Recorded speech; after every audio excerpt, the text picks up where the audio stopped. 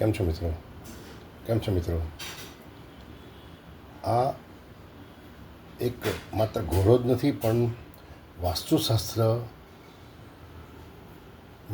ખાસ જેનો ઉલ્લેખ છે એવો એક ઘોડો છે. તમે જોઈ શકો છો કે ઘોડાથી ઘરમાં તેજી આવે, ધંધામાં તેજી આવે, કોઈ નુકસાન ન થાય, કારણ કે ઘોડો અબજો કરોડો રૂપિયા લઈને આવતો હોય છે. અને ઘરમાં ઘોડો રાખવો વાસ્તુ દ્રષ્ટિએ ખૂબ સુકનવંતું હોય છે. જો ઘોડો ચાંદીનો હોય, એટલે કે ચાંદી જેવો કલર હોય, કે ઘોડો સોનાનો કલર હોય તો પણ ચાલે. નાનો મોટો કોઈપણ પ્રકારનો ઘોડો ચાલે, પણ ઘોડો રાખવાથી પુષ્કળ પૈસા આવે, તેજી આવે એવું કહેવાય છે.